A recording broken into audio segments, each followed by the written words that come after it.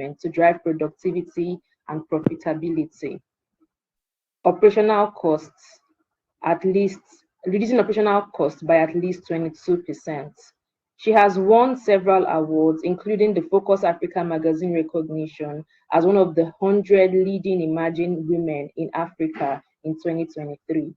She is on a mission to revolutionize the garment production industry via technology, and that led her to found the Association of Women in Fashion Tech in 2023 as a solution to bridge this gap.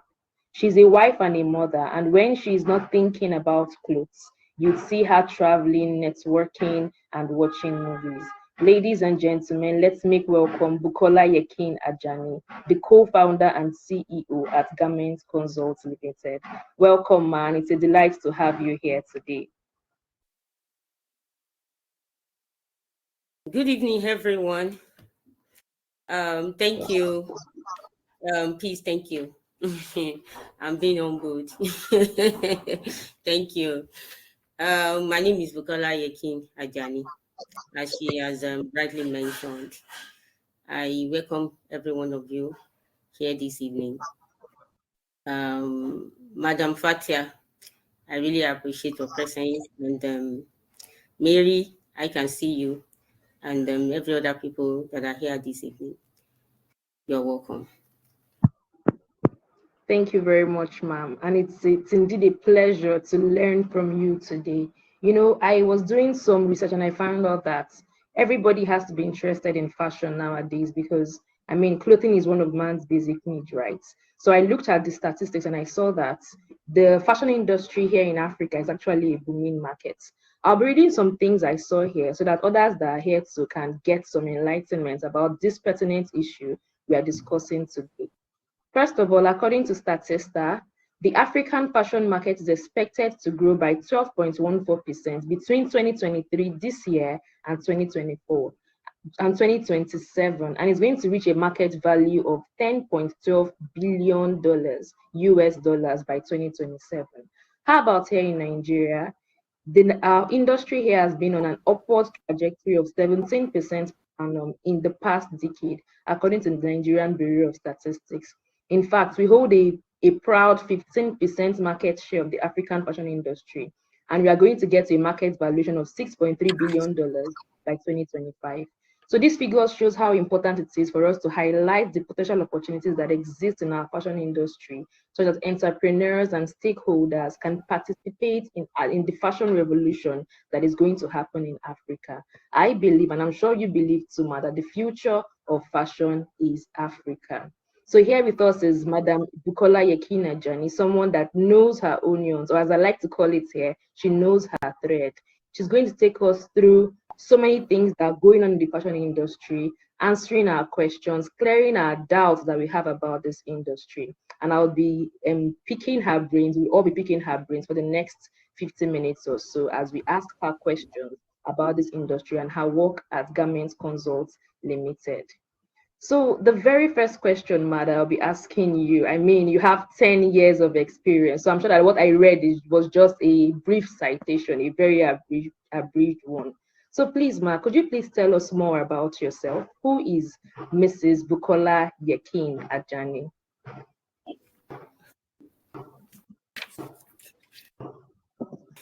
Good evening, everyone.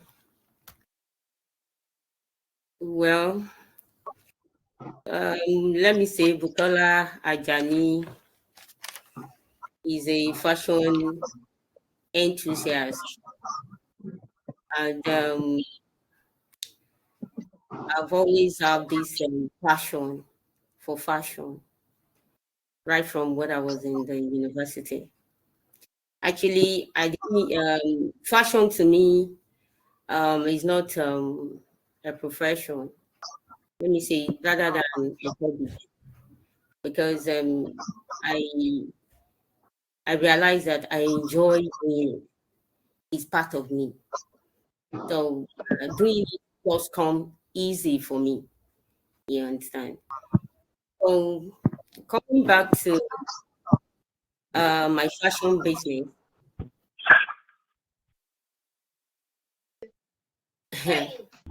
Hello? Yeah, I can Can hear you you. I can hear please can somebody please I can hear background noise. Please you. All right. unmute. Please, you're unmuted. Could you please mute yourself if you aren't speaking, please, so you can hear and listen to Madam Yekeen. Madam. Thank you. You can Uh, proceed, ma'am.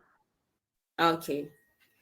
So the way I see fashion, just like what I said earlier, I think it's part of It's not me. talking. Hello? I think it's part of me, and it's something it's something that comes to me naturally.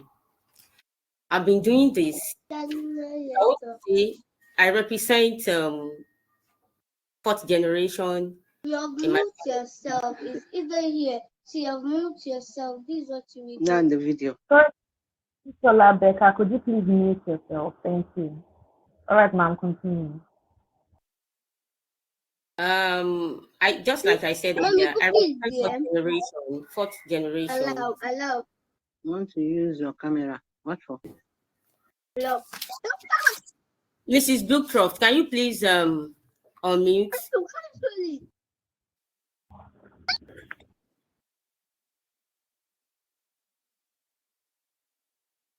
Okay. I represent fourth generation in this industry for my family. And if I want to say I've been doing this actually for myself, let's say more than a decade. But with my mother, it's more than 2 decades. So I think Wow. I understand the industry very well. So thank you. Oh, that's beautiful. 4 generations of the business, surviving through 4 different generations, spanning different years, and you're still here working strong. So I knew when I say we have a lot to learn from you today, ma'am, and you're looking forward to really getting the best from this conversation. So in the world today, now everybody is leaning towards tech, right? And I noticed that you're doing some fashion tech stuff. I want to, we all want to learn, looking at it from the customer's side, which the customers really prefer. Are they more likely to purchase online versus in a store? Put on a scale, which one weighs more? Online versus in-store purchases for the fashion industry. Um, Thank you, please. Say again. As of 2022, according to Statista, Okay. 14.5% of total retail sales were e-commerce, and the rest are from Hmm. the. So that one alone will tell you um, what is on ground. How's mommy booking now? Maybe she's the one that is. While the rest were from the shops. Well, I think business owners who understand each channel's benefit. If you understand the benefit of online, and you understand the benefit of the shop buying, you will know how to design a channel strategy that will align to the customer's need. So it depends. We can say it depends on the kind of product. And hello. I can hear you, ma'am. Okay. Business owners must recognize that each channel presents a fundamentally different buying experience. So I think it depends on where you're coming from. We are talking of two different items here. We are talking of retailing, and we're talking of mass production. So when you, as a mass producer, some of the customers that that will come to you, they are the customers that mostly, even if they are present online, they don't even have time because they buy in bulk. And most of the time, they want to come to you, to your physical shop, to see what you're doing. They want to know how you are doing it. And most of the time, because mass production involves a lot of money. So before they can trust you, they will have to come to your shop. I'll pass through that experience. In fact, sometimes ago, I didn't understand. I think late 20, let's say early 2018, I had the same. I had one experience. I was hearing everybody was doing e-commerce, online businesses, and I got to say that I was so worried that how can I just tap into this industry, and as I was thinking, I started spending money in online. Hmm. I started spending money. I couldn't see the results. I was like, why? I will post. I couldn't see any results. It was later and I realized that my customers are not online. And that is one of the Wow. reasons I have to travel to go to West African countries by myself, because they want to see you. They want to see your product before they can trust you. So when you are talking of retail business, I mean retailing, you can say you want to do online. It will work for you. But when you're talking of Wow. mass production, your physical presence is very, very important. Because they want to see you, they want to see where you're operating from, they want to, customers, because of the money involved. So I can't. That's why I said it's in two forms. It's in two phases. When you're doing retailing, you can say we can't outrightly rule out online. It depends on the numbers. We're talking of numbers here. If it is retail business, you can say online. But if you're talking of mass, bulk business, I can say some of the customers, they would like to go to the shop, to your location, to see what you're doing. Oh, wow, thank you very much, ma'am. That was very insightful. One thing that stands out for me is that fashion entrepreneurs should know where their customers are. So for those in retail, if your customers are online, very well, you can join the tech boom and figure it out as you go. But if you Exactly. know that your customers are in the physical store, they want to trust you, they want to come and confirm what you're giving them in terms of mass production, then please don't let go of your physical store in pursuit of online. So know where your customers are, go to them, and don't expect them to always come to you. I am intrigued, man, because yes, you are in mass production, right? But you're also doing something. You founded the Association of Women in Fashion Tech in 2023. So what is the tech part of your fashion business in Garment Consult? Do you mind to share a bit about that? Well, there's no way you'll be talking of mass production that you won't talk of technology. You can't separate the two. It's not possible. Because when you're talking of mass production, yeah, it means you want to automate all your production processes. And when you're talking of automation, we're talking of technology. So, and Wow. that is why, as a mass producer, you must embrace technology if you really want to move forward in this industry. And coming about the technology aspect of the industry, from the years of my experience in this industry, I realized some challenges, some problems along the line that I was like, if you really want to compete globally the way it is, if Africa really want to compare at the global stage, we need to embrace technology. That is the secret. That is the way forward. Because we can see some of the Western world, they are ahead of us, what they're doing. And let me say, we are just entering the era of mass production in Africa. And it poses a lot of challenges. When I started, I faced several challenges, and I was able to understand those problems. And along the line, I was able to provide solutions to some of the problems. And I was like, well, since the market is so big, it's huge. Only Garment Council cannot fill that space. We need other fashion SMEs, fashion entrepreneurs, to come into the space. If you really want to do this thing in Africa. And that is the reason I was like, okay, how can I be of help? How can I, you know, share the experience and the knowledge that I've had over the years in the industry? And it was like, well, part of the problem some of our fashion entrepreneurs are having recently in Africa is, let me say, the skill gap. the knowledge gap, and the use of technology to, let me say, technological gap, the use of technology to aid their production. So I was not like, well, if they are very serious about incorporating technology into our production processes, we must create a kind of ecosystem where we will bring fashion entrepreneurs together and show them and hold their hands how to do this mass production with the use of technology. Well, that's very inspirational, ma'am. So we have you and Amazon with over 10 years of experience. Over because you said it's a fourth generation there. So maybe since your birth, you've been in this fashion business, and now you want to pass on the baton, ensuring that younger professional women can leverage technology to enhance their fashion businesses. Very wonderful, ma'am. That is a movement that more fashion entrepreneurs should take as it comes to them. Great. So I know that my little sister is a fashion entrepreneur, and for her to get measurements, she almost always goes around with her measuring tape.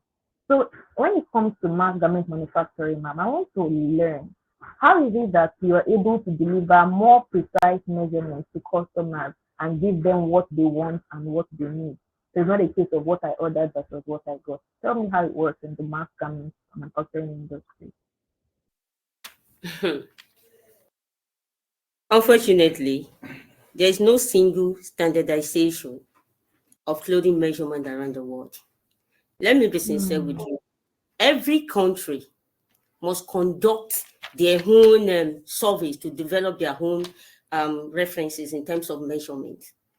For example, we have UK sizes, we have US sizes, and let me we I did mean we are developed the way we are supposed to be in Africa. We are supposed to have African standard measurement, because I realized that when I was operating boutique in Ibadan several years ago, I realized that women from age 35 to 45, they normally have these problem with their arms.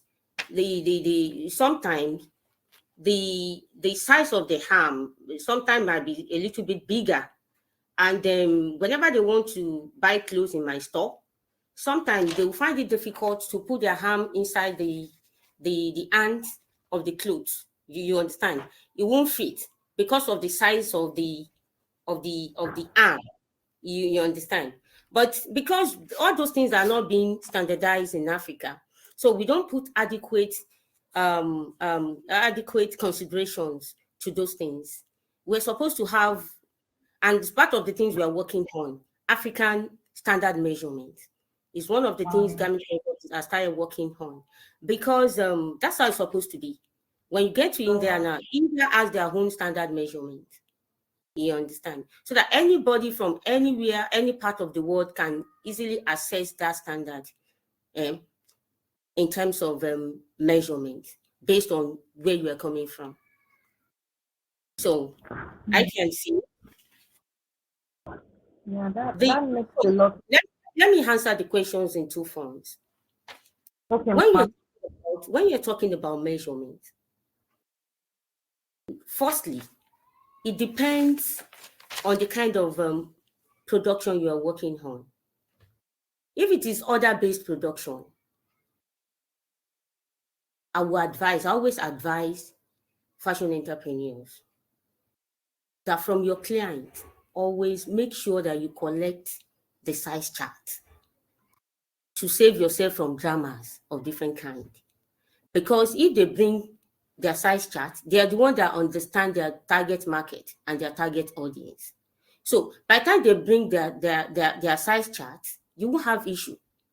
You will deliver a precise measurement and the exact thing they want. That answers that.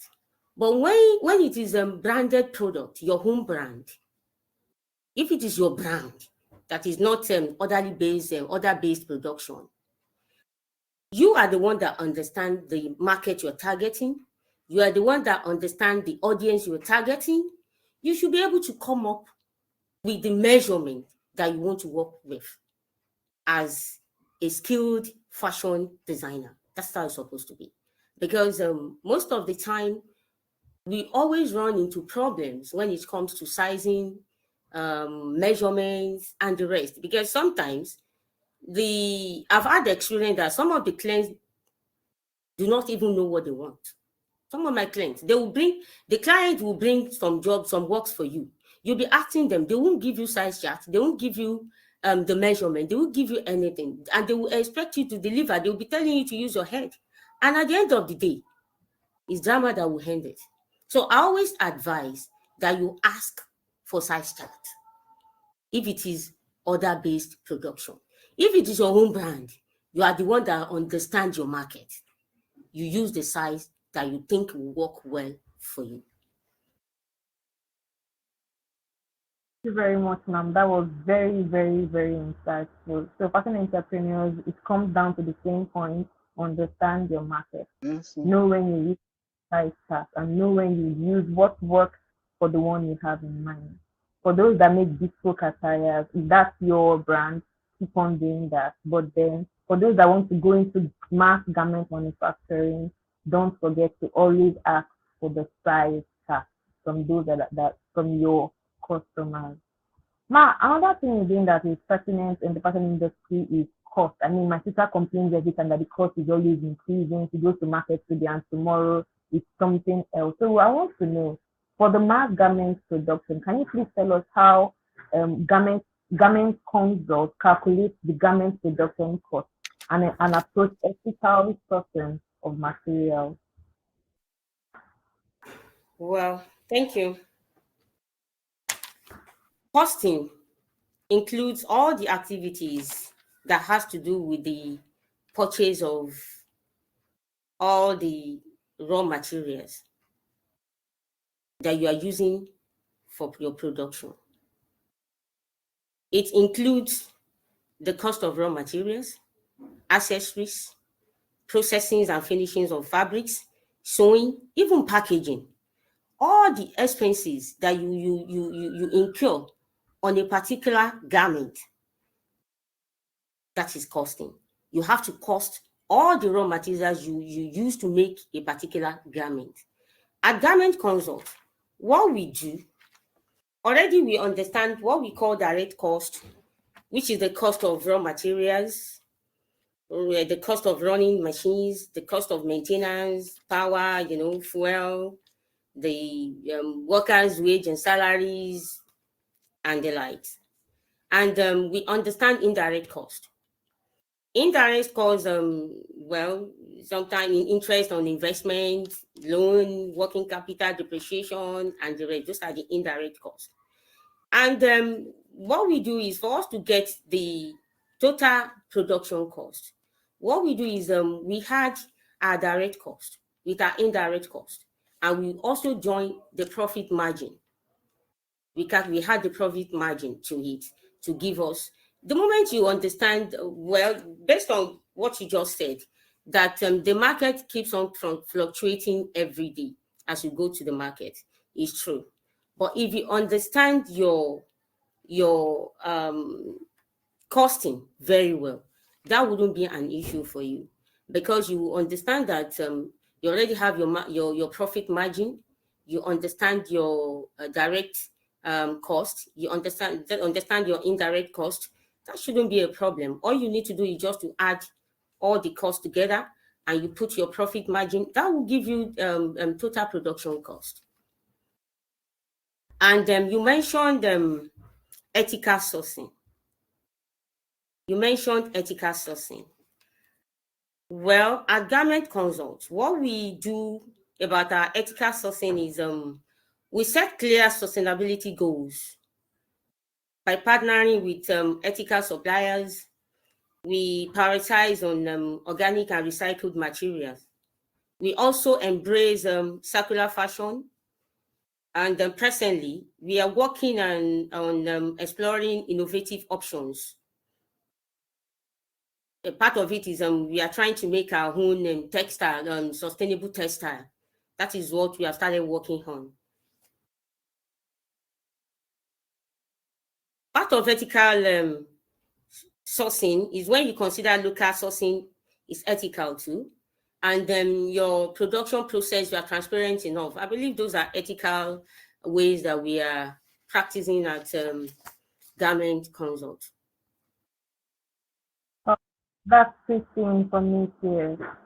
When you're talking about the cost aspect, it reminds me of a quote by D. Ryan. He says, "You must always track your numbers."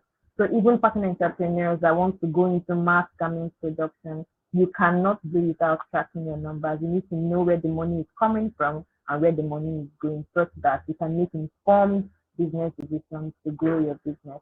Thank you very much for that, ma'am. I'm also amazed that you mentioned sustainability in fashion. So the next question will be talking about that a little bit more. So please tell us, ma'am, how is the garment manufacturing industry adapting to global fashion trends and consumer preferences alongside sustainable practices that contribute to environmental conservation? Thank you. Don't be surprised that today's consumers are more conscious of the environmental impact of their purchases.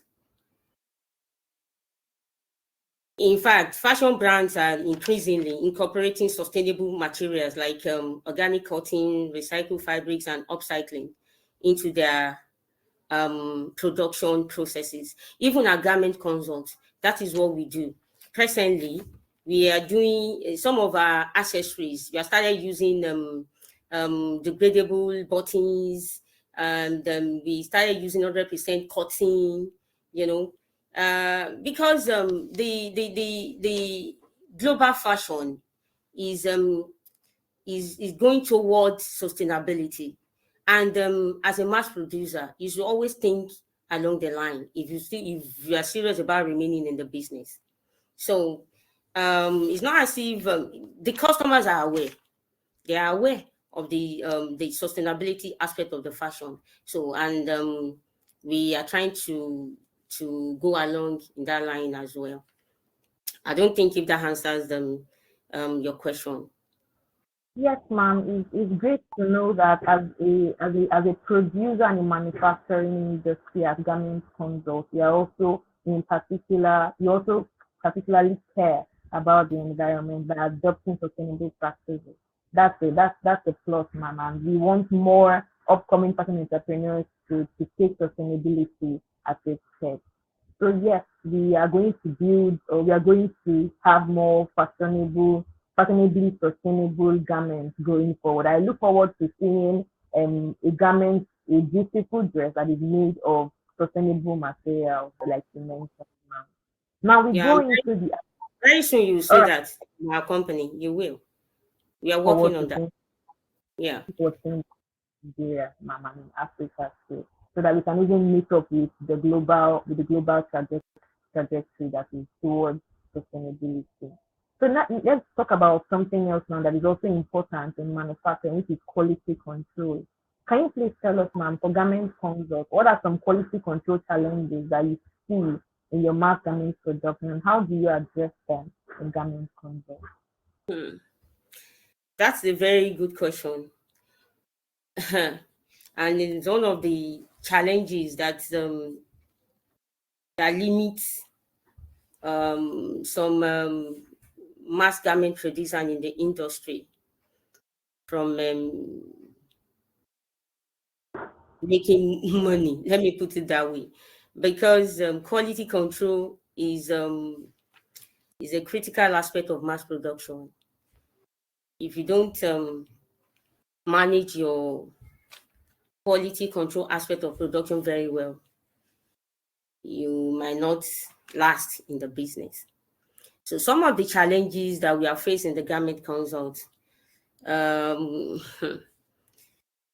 most of the time, when you have to deal with the color, the grades of colors. I mean, the shades. Some customer might come and tell you that this is what they want, and then by the time you get to the market, to you is the same color. They will come, they'll be saying, no, the shades are different. So sometimes you might have the conformity with shades, conformity with fabric grades, and Well, sometimes conformity, that is the major challenges. Conformity of size measurement and fit comment. Because most of the time, and that is why I said it's always better you ask your client their size chart. Because at the end of the day, if you don't ask for their size chart, you are going to run into crisis. It's drama that will end the whole show. Because that challenge is there. It's always there. When you're talking of size measurement, you have to be careful. And most of the time, the workmanship, we are facing challenges in that because some of the tailors and fashion, the so-called, let me put that way, the so-called fashion designers we have in Africa, they are not have adequate skill in the industry. So we are finding it difficult to align them to what is operational at the global stage. And that is what we do at Garment Consult every day. Because most of the time when we employ them, we have to retrain them. We have to upskill, to do a kind of upskill training for them so that they'll be able to meet up with our let me say our own standards. Because where they're coming from, they may not be measuring their production in terms of standard. So we have to put all those things, we have to train them. You know, I always tell my staff that you drop everything you are bringing from your former workplace at my gate because you have to go through another training here. So most of the time we have issue with workmanship, and then sometimes, the finishing. Those are the major challenges we are facing in quality control department of Garment Consults. And the way what we are doing to make sure that we provide solution to the challenges, you don't joke. You make sure that you put quality control across the production, the production process from fabric sourcing. You don't compromise your quality control from fabric sourcing, from cutting up till finishing. You make sure that you inspect. You always inspect. You can say you make sure that you check, you double check. If possible, you triple check to make sure that they are doing the right thing. Because if you don't do that, before you know it, they would have digressed from the normal way of doing things that you have given to them. You understand? So most of the time, you put a lot of checks, you put a lot of controls, you check most of the time, and then that continuous checking, inspecting, most of the time it works, because even if they make mistakes, it won't take time before you discover the mistake and you make corrections, so you won't lose much money. You understand? So, this is new. The mass production in Africa is new. So just like I said earlier, it's just like we're doing we are doing trial and error. That is the way I always put it, because it's very new. So, and some of the people, some of our workers, they are new to all this. So we need to be very patient with them. In taking them across the value chain, across the system. So, and that is majorly what we do at Garment Consult. Wow, Thank you. that's good to know, ma'am, that there are challenges, but then these challenges also have solutions. Yes, we try and we learn from the trials and the errors that we make. That's beautiful to know.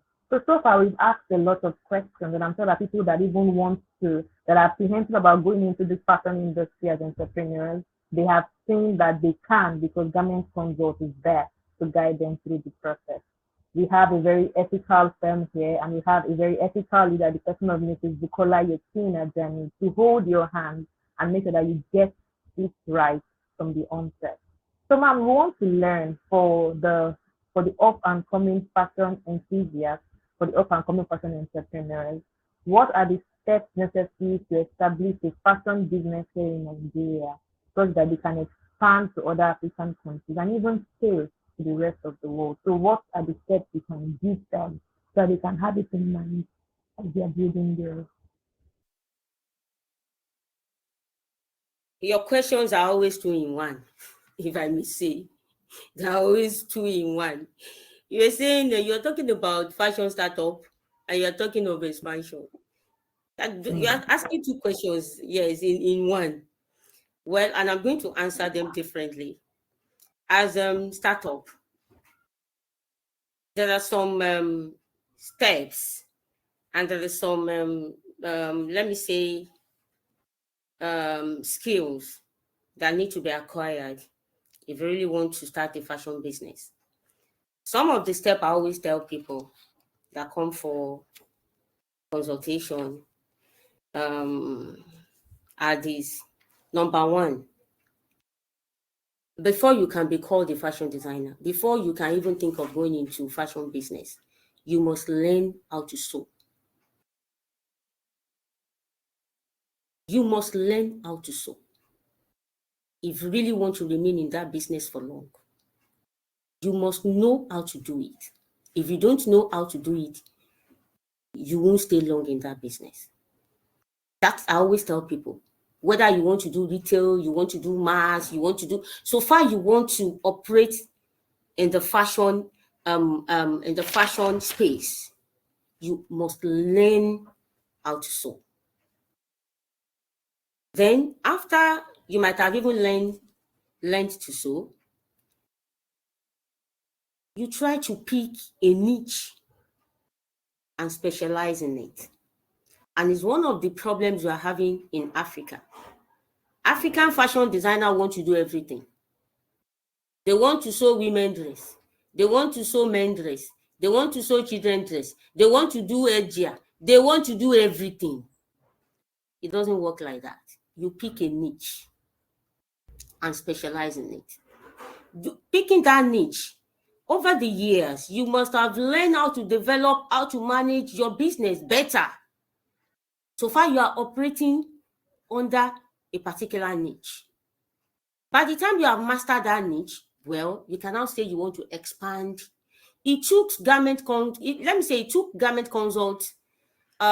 since 2018. It took us 4 years in headgear manufacturing, only headgear. 4 years. We were doing only headgear, only cap, turban for 4 years before we now expanded into other things. So if you really want to stay long in the fashion space, you must pick a niche. It's very, very important. After that, well, I don't usually discourage online fashion businesses. But if you really want to stay long in the business, you must get a location. It is very, very important. Very, very important. After getting a location, you can now think of how you want to furnish that your business location with the necessary equipment that you need to start your operation.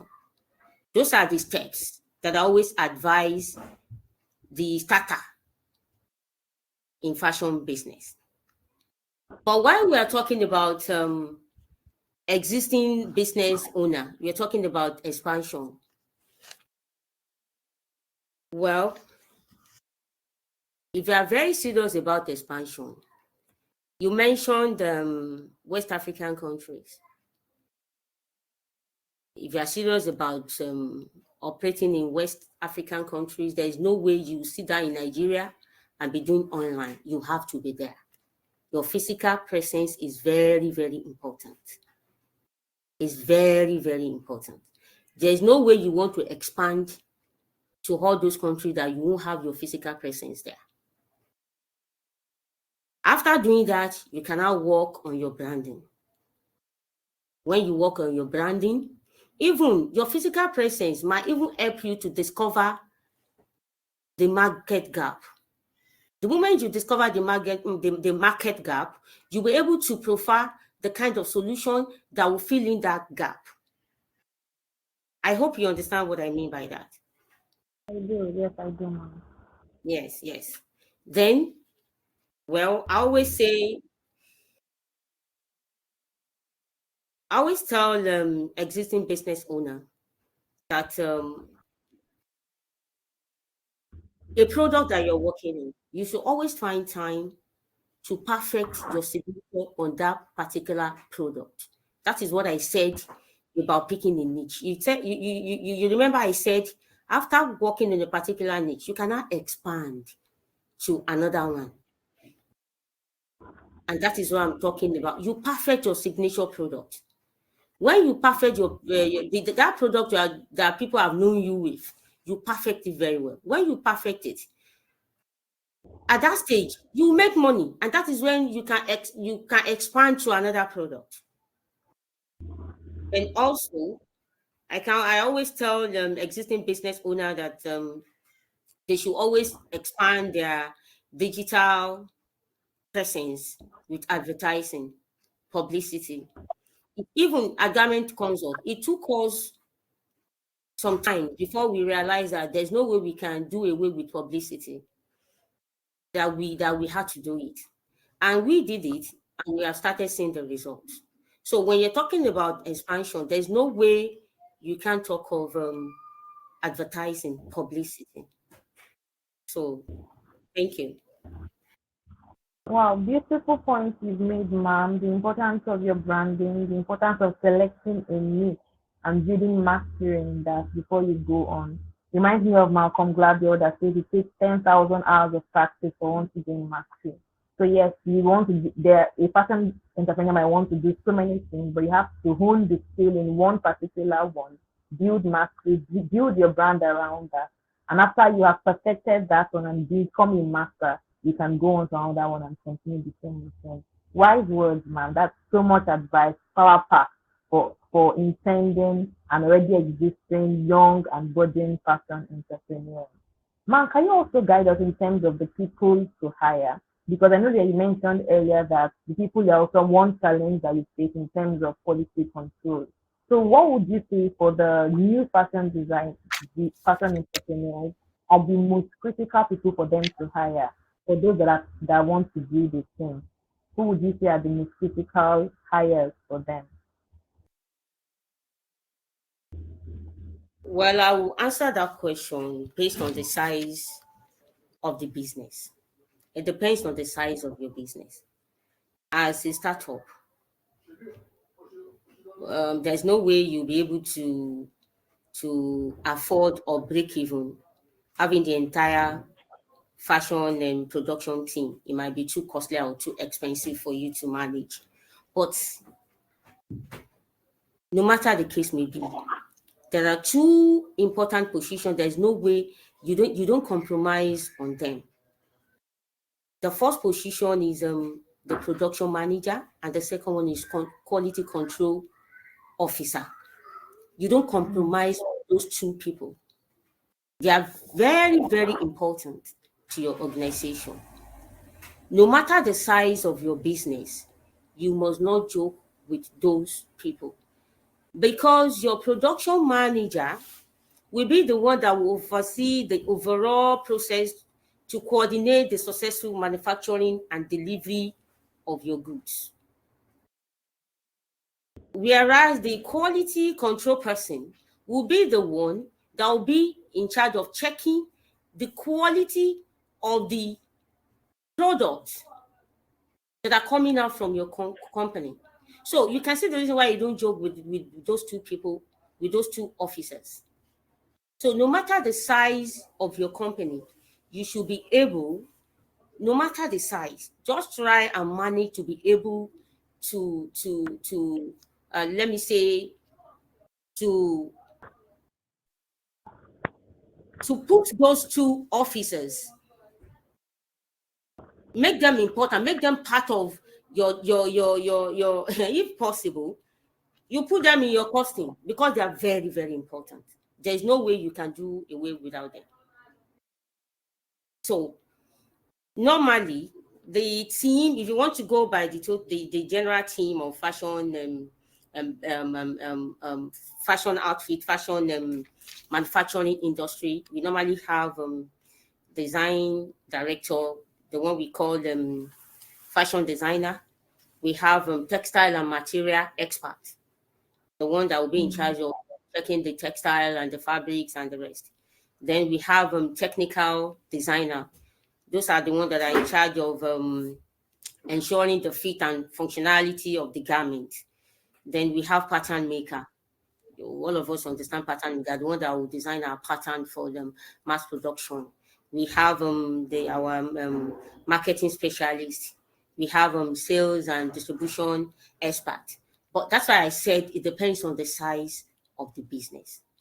If you know that your business can accommodate the entire team, very good. You can go ahead and employ them. But if your business cannot accommodate the entire team, I always advise that you don't joke with your production manager and quality control officer. That's a good way to look at it, because that's like making them the top line. So they are at the top of the organizational chart, and whatever value they hold there will trickle down to those at the bottom line, the other ones you mentioned. So I'm seeing the organizational chart of a fashion entrepreneur, a sustainable fashion entrepreneur, having the founder at the top, linking down to the production manager and then the quality control officer, and then downwards the fashion designers and pattern makers and all the like. That's a beautiful organogram for the fashion entrepreneur. Man, this has been a wonderful, I'll call it a crash course. In 46 minutes, we've learned how to build a sustainable fashion business here in Africa, here in Nigeria. And it's not just from anybody, from someone that has been in this business over 4 generations of being in this business, and then over 10 years of experience. Madam Bukola Yekeen-Ajani has taught us how we can do better as fashion entrepreneurs entering into 2024. I don't know if those in the audience, I'm seeing others in the audience, how has it been for you? Do you have questions to ask? Here is your chance to pick the brain of Madam Bukola Yekeen-Ajani. I thought if you were to go to a fashion business school to learn this, you would have paid mega for this, but she gave you all of these resources from her free, because she is a leader that is interested in passing on this ethical way of doing the fashion business here in Africa to others. So if you have any questions to ask Madam Bukola, you can please maybe raise up your hand so that we can use the mic to you and you can ask your questions now. Or if you don't want to, you can also drop it in the comments and we'll read it on for her to answer. So while we are waiting for that, this is still Garment Consult, addressing frequently asked questions in the garment manufacturing industry. We've learned so much in this time, and this is just the beginning. So you'll be seeing more from Garment Consult. Like you said, the publicity has to be all out. You have to go all out with publicity, right? So you're going to be doing more of this. You're going to be enlightening people of how this journey that is just passing of mass garment production, how it's always going to be on and on, shouting about it, telling people about it, so that more and more people can join in this revolution. Indeed, the future is African. African fashion is here to stay. So please follow Bukola Yekeen-Ajani on LinkedIn, follow Garment Consult on LinkedIn, because turn on the notification button such that whatever updates we have, we are going to be getting it first hand, so that you don't miss out on quality information that are going to be passed on like this. So I'm waiting for questions of those that want to raise their hands to contribute to this conversation also. If you are free to, the raise hand icon is just below your screen there. So you can just tap on it and we'll give the mic to you so you can contribute to the conversation.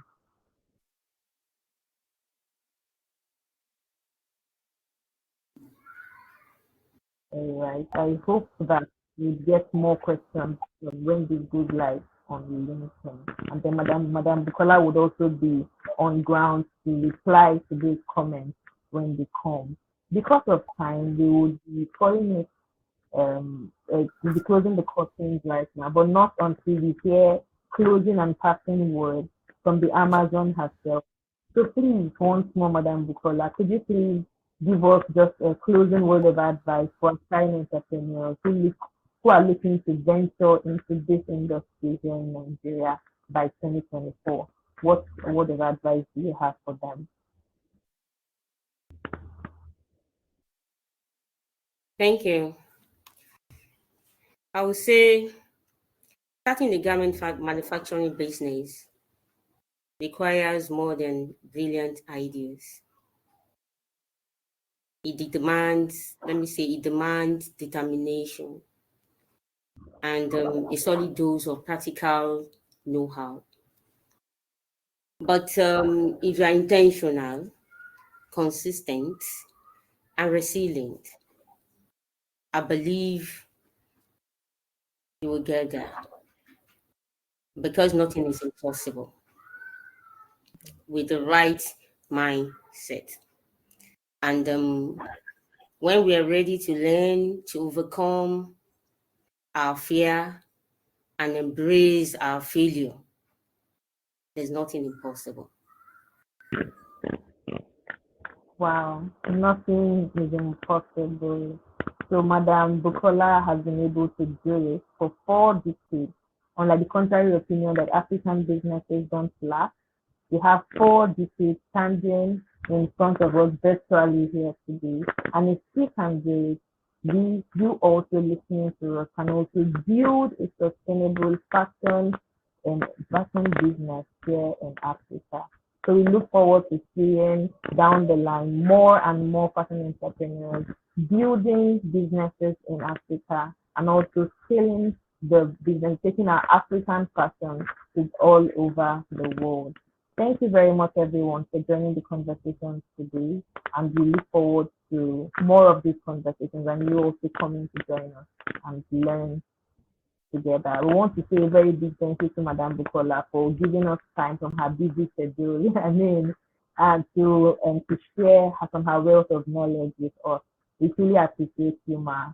And we say we wish you all at Garment Consult Mega Sales from 2024. Thank you for doing this for all of us out there. All right. Bye, everyone. Yeah, thank you. Bye.